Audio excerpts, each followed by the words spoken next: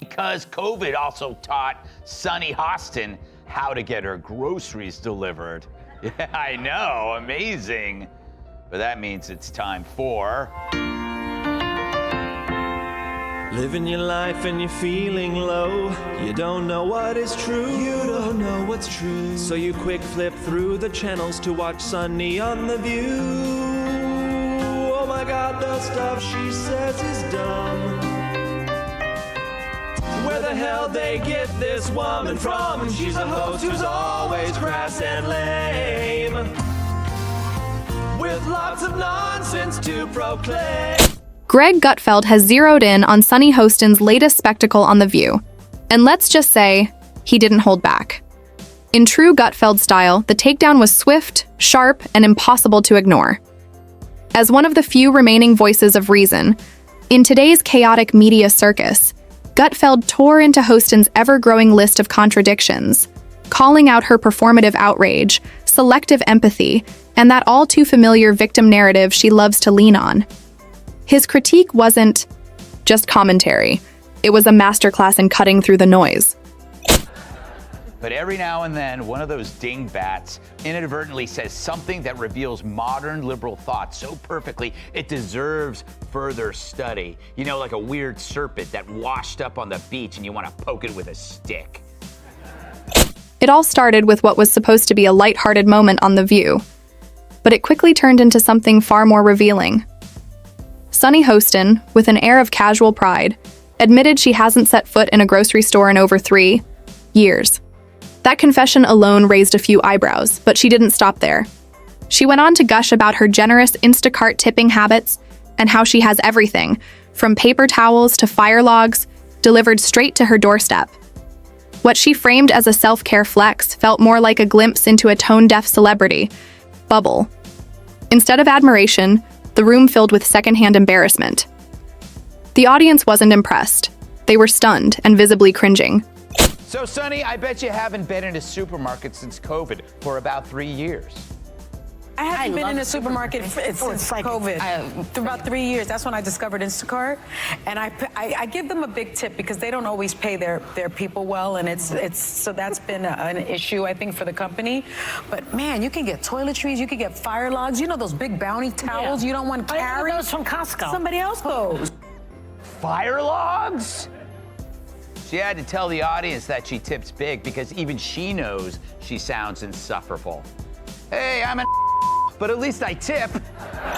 Greg Gutfeld saw that moment, and let's just say he knew exactly what to do with it.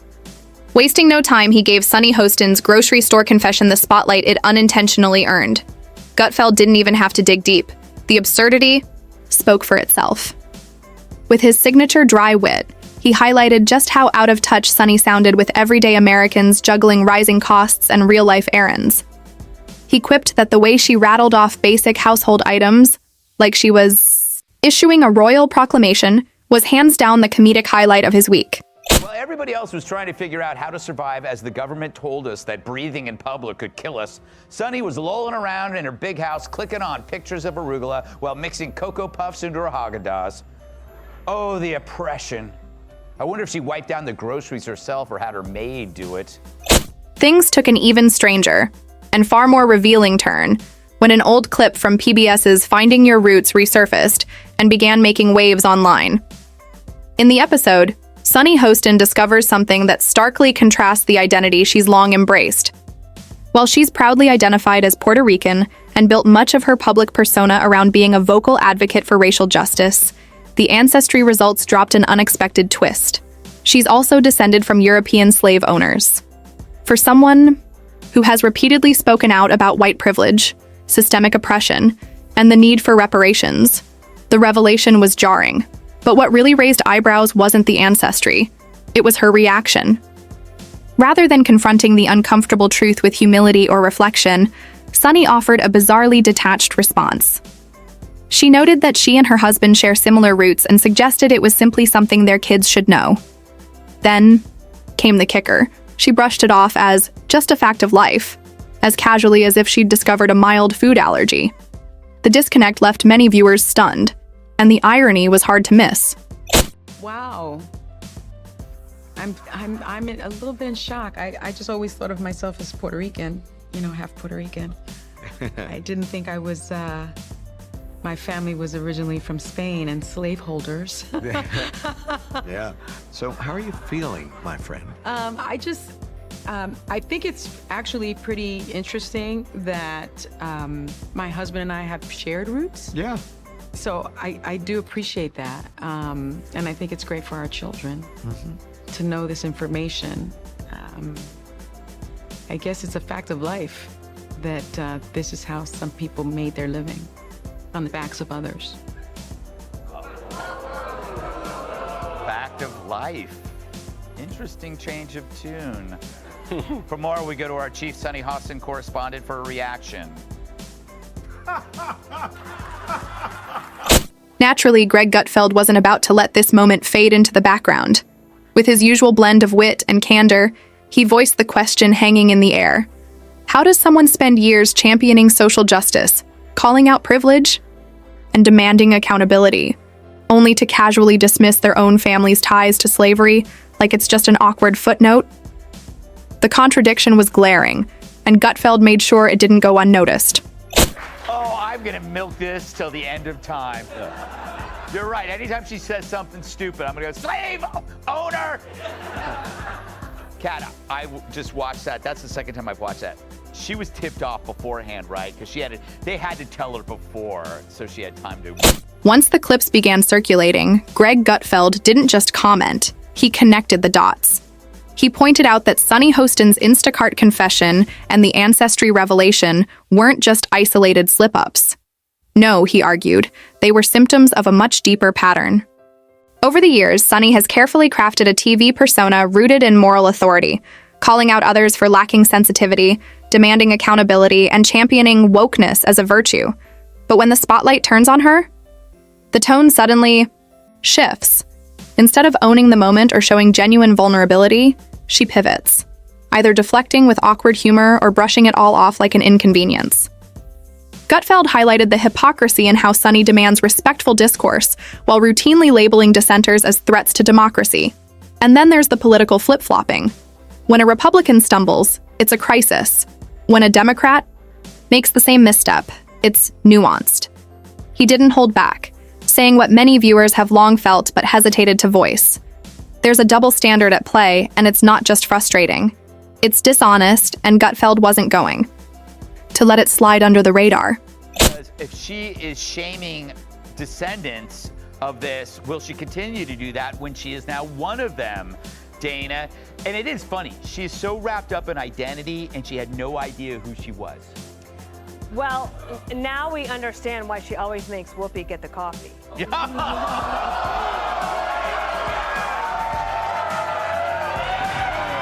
After Greg Gutfeld aired those searing segments, the reaction was swift, and the ripple effect hit the view almost instantly. Behind the polished smiles and scripted banter, things reportedly turned tense. According to insiders, producers were thrown into crisis mode, scrambling to contain the fallout and regain control of the narrative. There was real concern, both over Sunny Hostin's emotional state and the potential long-term damage this viral moment could inflict on her carefully curated public image. But rather than owning the controversy or confronting the obvious double standards, the team circled the wagons. Damage control kicked in at full throttle. Whoopi Goldberg stepped in with one of her famously vague monologues, something about everyone being entitled to their own truth. It sounded profound, but to many viewers, it felt more like a subtle command not to ask questions. Meanwhile, the other co-hosts treated the situation as if Sunny had just emerged from a political battlefield, rushing to her defense with breathless urgency. But the real story wasn't just the backlash, it was the shift in perception. For the first time, viewers saw through the polish and into the machinery. The performance was exposed and the usual spin wasn't landing. People weren't just reacting, they were reassessing everything they'd been sold. These elites are so isolated, they've forgotten that most Americans don't get paid to sit in a comfy chair pontificating about everything all day. Nope, some of us are cameramen whose names I don't know. But maybe one day when we finally strip away this phony race war, it will finally expose this elite mentality. And we'll find out Sunny is just like Marie Antoinette, except she says, "Let me." If there's one thing the internet does better than anything else, it's transforming awkward moments into instant meme gold, and Sunny Hostin's on-air meltdown was no exception. Within hours of Greg Gutfeld's segment airing, Twitter became a battlefield of mockery. Screenshots, reaction GIFs, and savage one-liners flooded timelines like a digital tsunami. Even users who had never watched a single episode of The View jumped into the fray, sensing blood in the water. What made this moment different wasn't just the volume of memes, it was the reach. Gutfeld's takedown struck a chord far beyond his typical audience. People who felt fed up with phony outrage, media hypocrisy, and the constant performative virtue signaling saw his roast as a much-needed dose of honesty. It wasn't just a critique, it was a cultural pressure valve releasing steam. And just like that, Sunny didn't just stumble in a debate. She became the punchline of the internet's latest viral joke. If you think about it, Yeah. Sunny, Joy, I actually think at some point here we may all be getting trolled because this is clearly such BS.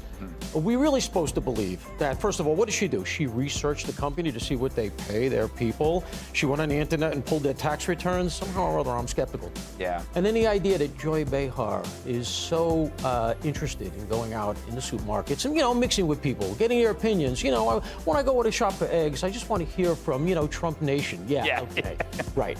When the internet backlash hit full speed, Sunny Hostin did what many high-profile figures do when the spotlight gets too hot. She reached for the one card that's almost always in play, the victim card. Taking to the airwaves, she delivered an emotional monologue, painting the criticism as deeply personal. But she didn't stop there.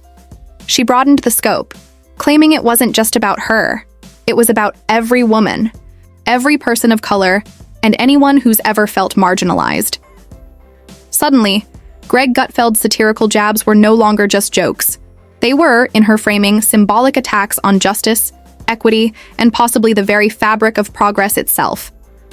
It was less of a defense and more of a deflection, shifting the narrative from accountability to martyrdom. But here's the twist. Gutfeld never mocked her identity. He didn't insult her background. He simply held up a mirror to the double standards and let her words speak for themselves. Yet rather than addressing the hypocrisy, Sunny leaned into the outrage script, hoping empathy might override the facts. Only this time, many in the audience weren't so quick to play along. The performance felt off, and viewers could sense it. She's a closet arsonist because she said that she's buying fire logs and paper towels. She does have some Antifa vibe. Yeah, I think she's part of Antifa. The BLM in her. I think we broke some news here. While The View scrambled to patch the leaks and Sunny teared up on national television, Greg Gutfeld remained exactly as you'd expect. Cool, composed, and likely sipping his coffee with a smirk as the drama played out. There was no frantic tweet, thread, no defensive monologue, no PR spin. He didn't need one. Gutfeld knew he'd already delivered the knockout punch, and the reaction spoke volumes. His audience got the message loud and clear, but what really made waves was how far that message traveled. People who'd never watched his show suddenly found themselves nodding along, not because he shouted, but because he didn't have to. His silence wasn't retreat, it was strategy. While others panicked, he projected unbothered confidence, letting the hypocrisy unravel itself in real time. In an age where outrage is the default setting, Gutfeld's refusal to flinch showed more than control. It showed that calling out the nonsense doesn't require theatrics, just the nerve to say what others won't. I believe that she's like a perfect classist. She is a snob, she's an elitist, but she hides behind the race card so you can't come at her. She's got all the breaks. She's got all the money. She obviously wants the peons to take the risks that she doesn't have to. Amid all the chaos, one person was conspicuously absent, Joy Behar. That's right. On the very day Sunny Hostin endured her most awkward on-air moment, Joy was nowhere to be seen. Fans quickly took notice. Was she under the weather? On vacation? Or maybe just savvy enough to steer clear of the drama entirely? Some joked she must have a sixth sense for dodging bad press, while others speculated she might have faked a sudden cough just to skip the fallout. Whatever the real reason, Joy managed to sidestep a public mess so glaring it practically came with a flashing warning sign. In a sea of scrambling and spinning, her absence spoke volumes. If avoiding the meltdown was a game, Joy might have just played the smartest move of all, staying off stage while the storm raged around her. We're talking about their grocery preferences. I watched the whole thing for quite an extended period of time. Sunny was like, I hate the store. Like, fiery hot take there. And then she's like, yeah, I like Instacart, but don't worry, I tip the poors. But, you know, Joy, you actually don't like Instacart and you do like the store. And then Joy is like, yeah, I do. I like to go to the store. I like to walk around and see what's at the store, what I do want, what I don't want. Maybe I want tuna fish and I just want to hit myself in the face so I can feel something. You know, it's like so... One of the most puzzling moments in Sunny's response came when she launched into a detailed explanation about how white women uphold the patriarchy to protect their husbands and sons. Yet, just seconds later, she confessed that she often aligns her political views with her husband's perspective and relies heavily on his opinions. To viewers, it was like watching a live debate between two opposing voices in her own head, confusing, contradictory, and oddly captivating. Greg Gutfeld didn't even have to chime in on this one. The contradiction was so glaring, it practically shouted from the screen. Audiences were left wondering, does Sunny even hear herself? Because when your argument collapses in less than a minute, maybe it's time to rethink your stance. It was a rare glimpse into a tangled logic that left many shaking their heads and questioning the coherence behind the rhetoric. Greg, you know, in her defense, everyone has ancestors that did unspeakably horrible things. It's just that not everyone's ancestors have records tied to their DNA about it. But I'm more worried for Sunny Hostin's progeny in the future that do a DNA test and find out that they were related to a cast member of The View. And they're like, oh, it all makes so much sense now. Why I'm so stupid and fat. All right. Terrible.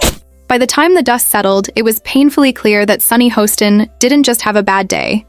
She faced a career-defining reality check that many hadn't seen coming. Greg Gutfeld didn't need to raise his voice or launch personal attacks. Instead, he did what the sharpest commentators know how to do best. He told the truth with humor, precision, and an unflinching gaze.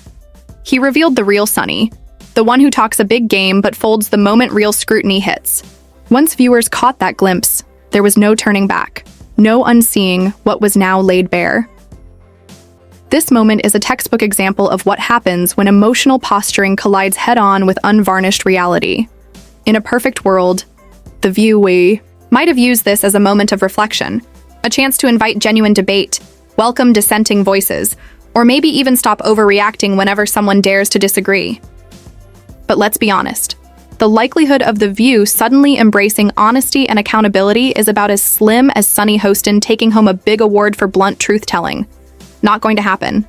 Sunny will keep preaching from her precarious, moral high ground, confusing volume and theatrics for validity and integrity.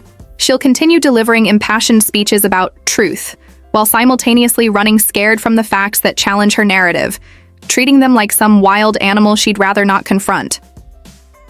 Meanwhile, Greg Gutfeld will keep doing what he does best, calling out hypocrisy with razor-sharp wit and clarity. Greg reminded the world that being loud doesn't automatically make you right. Owning a camera doesn't guarantee honesty or authenticity.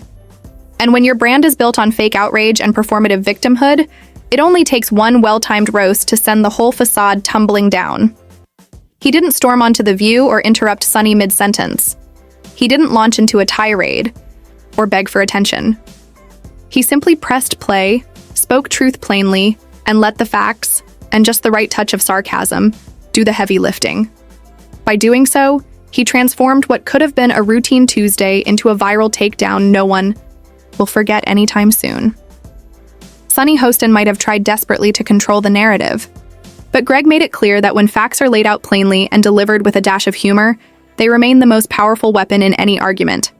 And if The View dares to fire back, it's safe to bet Greg already has his next roast lined up and ready to roll.